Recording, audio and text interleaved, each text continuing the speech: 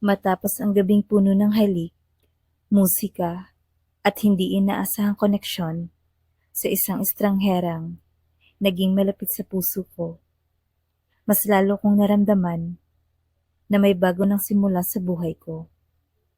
Hindi ko man inaasahan, pero bumalik ako sa Maynila 2 linggo matapos ang Lainey concert.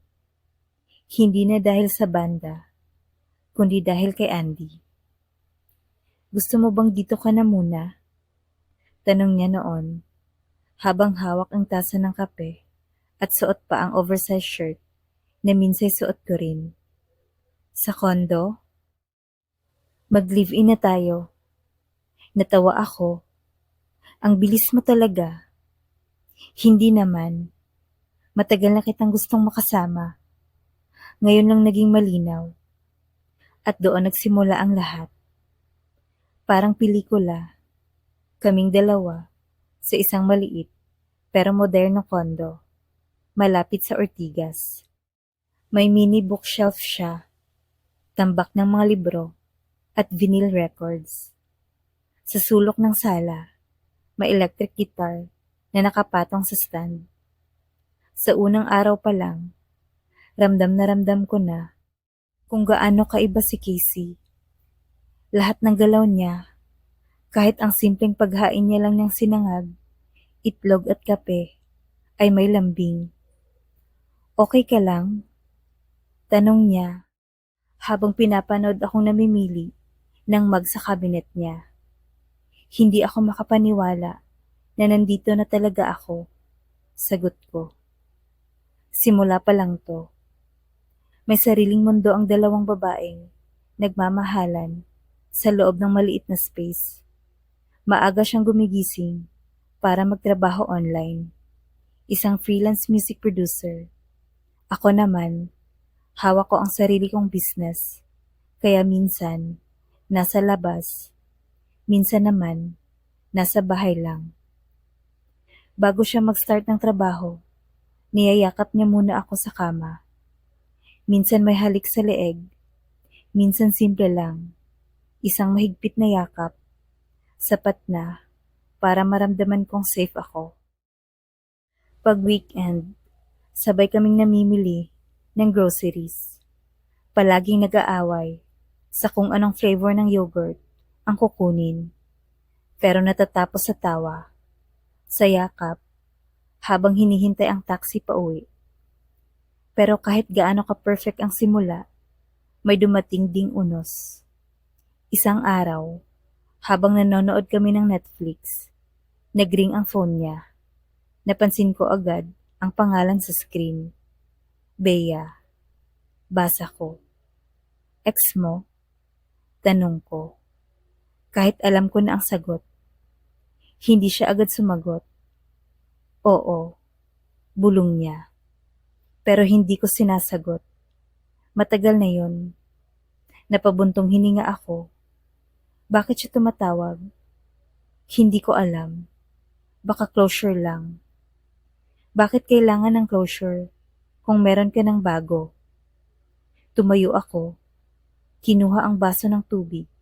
Pero halos mabitawan ko dahil sa init ng nararamdaman.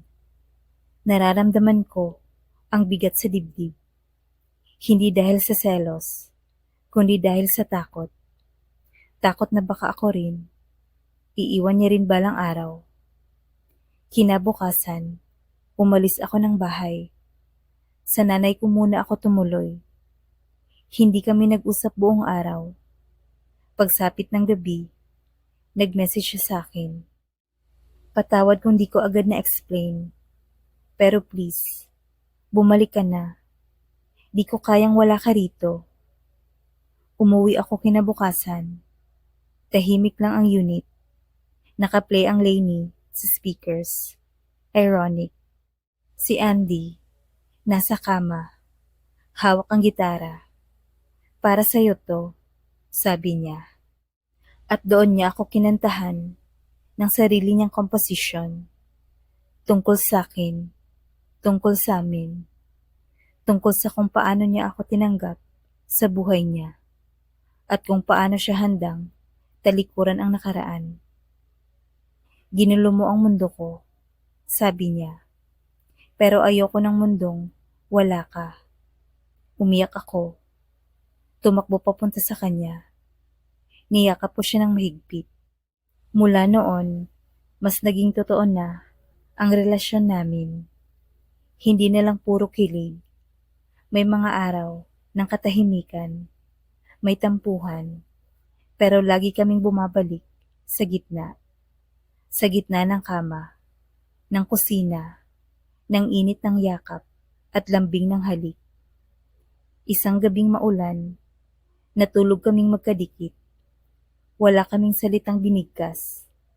Ako ang unang bumalot ng braso sa kanya.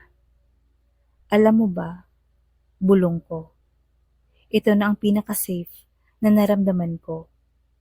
Pangako, hindi ko yan babaliin. Habang tumatagal, mas natuto kaming mag-adjust sa isa't isa. May mga panahong ako ang abala, siya ang tahimik na sumusuporta. May mga gabi na siya ang umiiyak, ako ang nagluluto ng pansit canton. Minsan, simpleng paglalaban ng sabay.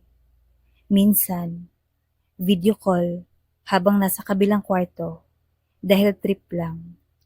At minsan, mga gabing walang salita, halikan lang, unti-unting pagbubukas ng damit, haplos, mainit na tagpo sa pagitan ng dalawang babaeng sabik sa presensya ng isa't isa. Isa itong pag-ibig na marunong dumama, na marunong maghintay.